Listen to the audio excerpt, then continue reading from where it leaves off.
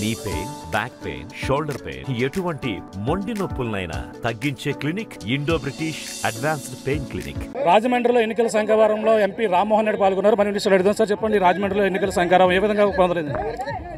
రాష్ట్రం మొత్తం మీద కూడా శంకారావం పూనుకున్నాం. ప్రతి ఒక్క దగ్గర కూడా ప్రజలు ఈ రోజు ఉన్నటువంటి జగన్మోహన్ రెడ్డి పరిపాలనతో విసిగిపోయి రాబోతున్నటువంటి రోజుల్లో తెలుగుదేశం, జనసేన అలాగే భారతీయ జనతా పార్టీ కూడా ఈ మూడు పార్టీల కలయికతో వస్తున్నటువంటి పొత్తు ప్రభుత్వాన్ని ఏర్పాటు చేసుకోవాలని ప్రతి ఒక్కరు కూడా నిర్దిష్టంగా ఈరోజు తెలియజేసుకుంటున్నారు. అందుకని మేము ఎక్కడ శంకారావం స్టార్ట్ చేసినా సరే అద్భుతమైన రెస్పాన్స్ వస్తుంది. రాజమండ్రిలో ఇంత పెద్ద సభలు బహుశా మనం ఎప్పుడు చూడలేదు, ఇంత చక్కగా జరిగాయి. ముఖ్యంగా మహిళలు ఇంత పెద్ద ఎత్తున స్వాగతం పలుకుతున్నారనంటే రాబోతున్న రోజుల్లో తెలుగుదేశం పార్టీ గెలుపు ఖాయం. ఇక్కడ ఆదిరెడ్డి శ్రీనివాస్ గారు అందరి తాలూకా వ్యక్తి, ఒక కుటుంబ సభ్యుడిలాగా 5 సంవత్సరాలు మరి వాళ్ళ సతీమణి అలాగే మా సోదరిమణి అయినటువంటి ఆదిరెడ్డి భవానీ గారికి గతంలో గెలిపించినప్పటికీ అధికారం లేదు మాకు. అయినప్పటికీ బాధ్యత తీసుకొని ఇక్కడ ఏ సమస్యలు వచ్చినా ఆదిరెడ్డి కుటుంబం అలాగే శ్రీనివాస్ గారు వాళ్ళందరూ కష్టపడి ప్రజల వైపు నిలబడి పోరాటం చేశారు. సో ఆ గుడ్ విల్ కూడా ఈరోజు ఈ కుటుంబానికి ఉంది. మీరు గమనిస్తే ఆ కుటుంబం ప్రజల్లో గుండెల్లో ఉందని చెప్పి వాళ్ళని దూరం చేయాలని అక్రమ కేసు కూడా పెట్టారు. వాళ్ళని పార్టీ నుంచి దూరం చేసే ప్రయత్నం చేశారు. అయినా సరే వాళ్ళ ఎజెండా ఇప్పుడు తెలుగుదేశం పార్టీ అనే ఆలోచనతో ధైర్యంగా నిలబడ్డారు. 5 సంవత్సరాలే కాదు, ఒక 40 సంవత్సరాల నుంచి వాళ్ళ చరిత్ర తీసుకున్న తెలుగుదేశం పార్టీకి అలాగే రాజమండ్రి పట్టణానికి కూడా అనుక్షణం కూడా కష్టపడుతూ కృషి చేశారు. కాబట్టి అది శ్రీరామ రక్షలాగా వాళ్ళకి పనిచేస్తుంది. గతంలో 30,000 మెజారిటీతో రాజమండ్రిలో గెలిచాం. ఈసారి కనీసం 1,00,000 ఓట్లైనా సాధించాలనేటటువంటి ఛాలెంజ్తో ఈరోజు ముందుకెళ్తున్నాం. సాధించి కూడా తీరుతాం. అంటే ఎంపీ అభివృద్ధి చేశారని చెప్పేసి అన్నారు. రాజమండ్రి ఎంపీ ఏ విధంగా చూడాలని ఇక్కడ నేను వచ్చిన వెంటనే నేను చెప్పే మాట కాదు, ఇక్కడ ఉన్నటువంటి ప్రజలందరినీ కూడా అడిగాను. ఇక్కడ ఏంటి ఎంపీ తాలూకా పరిస్థితి ఏంటంటే వాళ్ళందరే చెప్పారు. ఇప్పుడు కూడా మేము పబ్లిసిటీ కింద ఫ్లెక్సీల మీద చూడడమే కానీ ఇక్కడ ఏమీ మాకు జరగలేదని. సో ఆ విషయాన్ని నేను మీటింగ్లో కూడా చెప్పాను. అత్యధికంగా పబ్లిసిటీ ఎక్కడ చూసినా సరే పోస్టల్ ఫ్లెక్సీలే కానీ కార్యక్రమాలు మాత్రం ఎక్కడ కూడా ఏమి జరగలేదనేది రాజమండ్రి ప్రజలు ఈరోజు చెప్పే పరిస్థితికి వచ్చారు.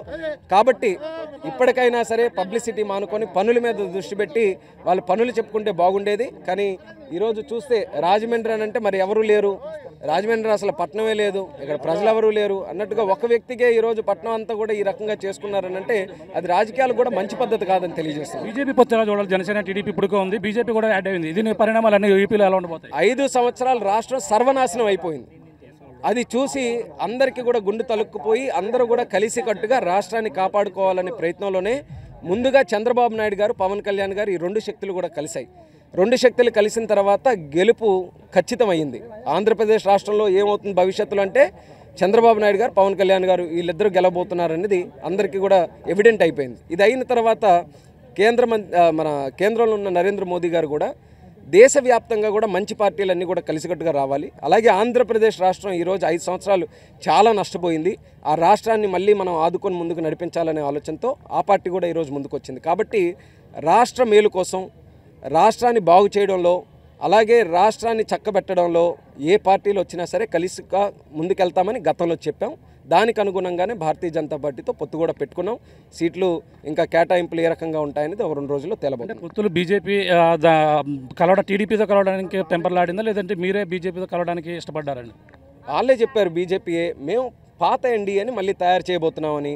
కేవలం తెలుగుదేశం అనే కాదే, బీజేడీకి, అటు నితీష్ కుమార్ పార్టీకి అలాగే శివసేనకి అన్ని పార్టీలు కూడా ఏవైతే గతంలో ఎన్డీఏలో పనిచేసో అందరికీ పిలుపునిచ్చారు. అందులోనే భాగంగా పాత పరిస్థితులు ఏ రకంగా ఉన్నా సరే దేశం కోసం, రాష్ట్రం కోసం టీడీపీ, భారతీయ జనతా పార్టీ పొత్తు పెట్టుకోవాలని గతంలో కూడా వాళ్ళు చర్చించి ముందుకు రమ్మడం జరిగింది. మనం కూడా ఇక్కడ పరిస్థితులు చూసాం. ఈ రాష్ట్రంలో ఏమి మిగలకుండా చేశాడు జగన్మోహన్ రెడ్డి. రేపు భవిష్యత్తులో మనం డెవలప్ అవ్వాలంటే కేంద్రం తాలూకు సపోర్ట్ ఉండాలి. రేపు దేశం అంతా కూడా చూస్తుంటే మోదీ గారు ఖచ్చితంగా గెలవబోతున్నారనే సంకేతం కూడా ఉంది. కాబట్టి ఈ విషయంలో రాష్ట్రానికి మంచిగా ఆలోచించే ప్రయత్నంలోనే అన్ని పార్టీలు కలిస్తే బాగుంటాయని పొత్తు కూడా మేము పెట్టుకున్నాం. ఎన్ని స్థానాల్లో బీజేపీ పోటీ చేయబోతుందని? మనం గతంలో 24 జనసేనకి ఇచ్చాం.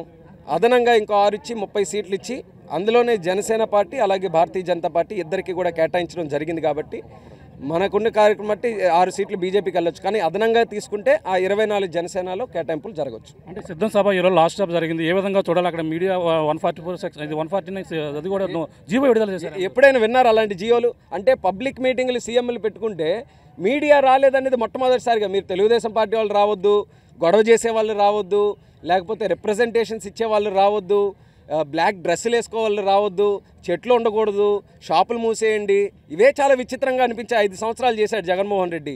వాటన్నిటికీ కూడా ఈరోజు మణికిరీటంలో ఈరోజు మీడియా కూడా రావద్దని అంటున్నారు. అంటే ఆయన పిచ్చి ఏ స్థాయిలో ఈరోజు చేరుకుందో జగన్మోహన్ రెడ్డి పిచ్చి ఈరోజు తెలుస్తుంది. మీడియా ఆయన పబ్లిక్గా వచ్చి సభలు అడ్రస్ చేస్తుంటే మీడియా కూడా రావద్దన్నాడంట. అంటే ఇందులో కూడా ఏదో ఒక మాయ చేసే ప్రయత్నం జరగవచ్చు. ఏంటి, జనాలు రావట్లేదు కాబట్టి వాళ్ళ సభలు పిలిస్తే జగన్మోహన్ రెడ్డి చూడడానికి కానీ ఆయన మాట వినడానికి ఏ ఒక్కరు రావట్లేదు.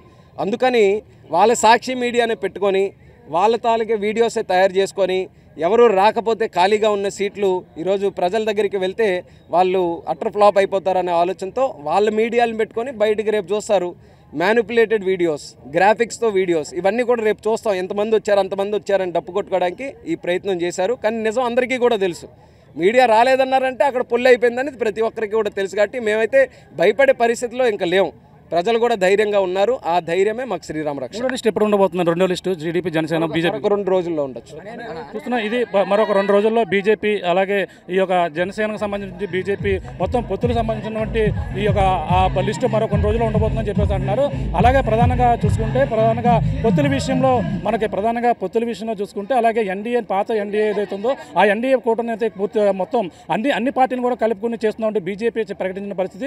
అందులో భాగంగా తెలుగుదేశం కూడా కలవబోతుందంటూ అలాగే కింజరపు ఎంపీ రామ్మోహన్ రెడ్డి చెప్పిన పరిస్థితి ప్రధానంగా ఉంది. ఏదేమైనా రాజమహేంద్రవరంలో మళ్ళీ టీడీపీ కంచుకోవడంలో ఉంటే రాజమహేంద్రవరంలో మళ్ళీ టీడీపీ జెండా ఎగరబోతుంది. ఏదేమైనా రాజమహేంద్రవరం ఎంతో సుందరీకరణగా తీర్చిదిద్దుతున్నటువంటి ఆ పరిస్థితి గత కొన్నాళ్ళ నుంచి టీడీపీ హయాంలోనే అభివృద్ధి చెందని మళ్ళీ రాబోయే టీడీపీ ప్రభుత్వం, జనసేన టీడీపీ ప్రభుత్వం ఏర్పాటు చేసింది. రాజమహేంద్రవరం మరింత అభివృద్ధి చెందుతుందంటూ కింజరపు రామ్మోహన్ రెడ్డి చెప్తున్న పరిస్థితి ప్రధానంగా ఉందని చెప్పాలి. ఇది కూడా రాజా పరిస్థితి. ఏమైనా బాలుతో ప్రకాశ్ RTV రాజమండ్రి నుంచి.